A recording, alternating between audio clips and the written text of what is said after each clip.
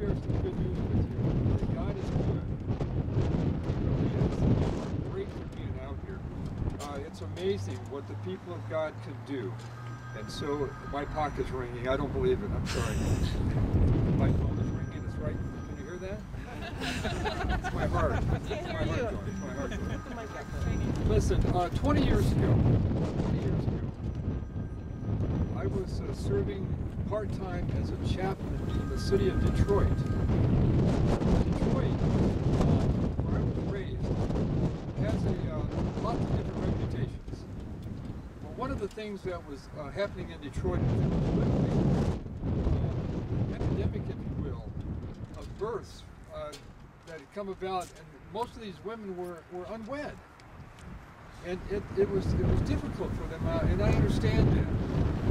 And many people chose abortions, and some did not. And on one particular day, I was called to a room of a young woman who was about 18 or 19. And she had already had a couple of children. She had had, I think if I remember correctly, at least 3 abortions. And for some reason, and you have to understand that this was a young woman who was raised and sort of come up from the welfare system in a second or third generation of recipient. Thank you. But she decided for some reason, and I don't know why, but God blessed her for this, she decided that this time she was not going to abort her baby. And she gave birth, but she decided then, as a result, to give her child away. Now, I don't know what that's like to have something grow inside you and go through the pain, then just handing that child over. But for some reason, God put me in this spot where I went into her room, and she asked for my advice. She wanted to know if she was a bad mother.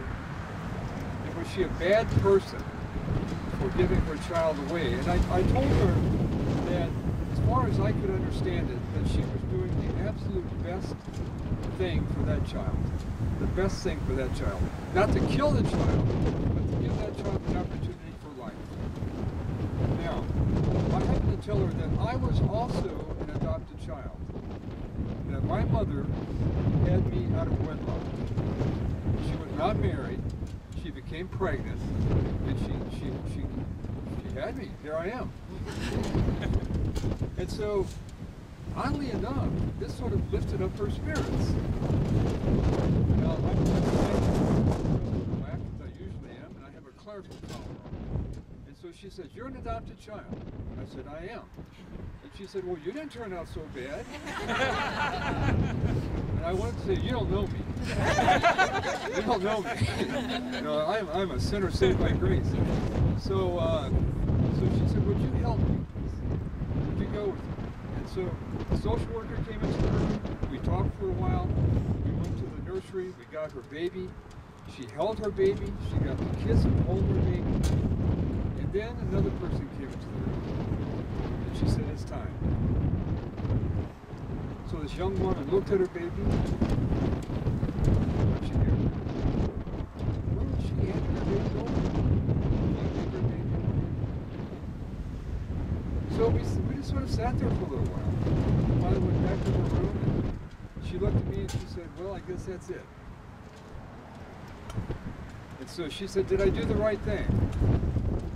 And I said to her, "You did the right thing. You gave this baby a chance in life that perhaps you couldn't give this child." Well, look. Last time I gave this talk was a couple of years ago, and I have a letter. I have a letter right in my pocket. It's from my birth mother to the people who raised me. My second cousin raised me. I'm part of what's called an Appalachian adoption. That's where somebody in the one family gives a child away to someone else in another family. So let me get down to the bottom line, because it's cold, and you're very kind just to stare at me. Because you're all frozen to death. Look, there are alternatives.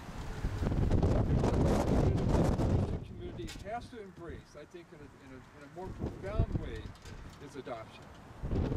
Obviously, obviously, the best thing is not to have children out of wedlock to begin with. But when you're talking to women, when you're talking to young women, look, understand this, that just to say to them, do not abort your child, that's a good thing to say, but it's not enough sometimes to say. You have to say this, look, we as a community will help you raise this child. We as a community will help you find a mother or a father for this child. We as a community will help this child grow up to be perhaps even the president of the United States. So listen, abstinence is important. Family planning is important. But sometimes things go wrong. We don't want people to kill their children. We have to help them.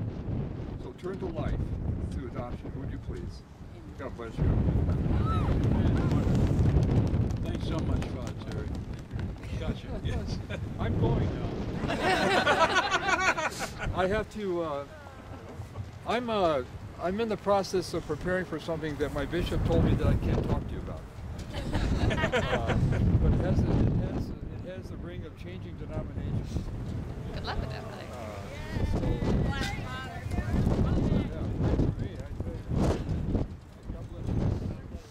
Father, thank you so much. Wonderful. Thank you. Okay, now we're going to do a hymn that everybody knows, I think, Amazing Grace. If you have the words, use them. If you don't, I think you'll remember it. Amazing grace, how sweet the sound that saved a wretch like me. I once was lost, but now am found. Was blind, but now I see. 'Twas grace that taught my heart to fear, and grace my fears relieve. How precious is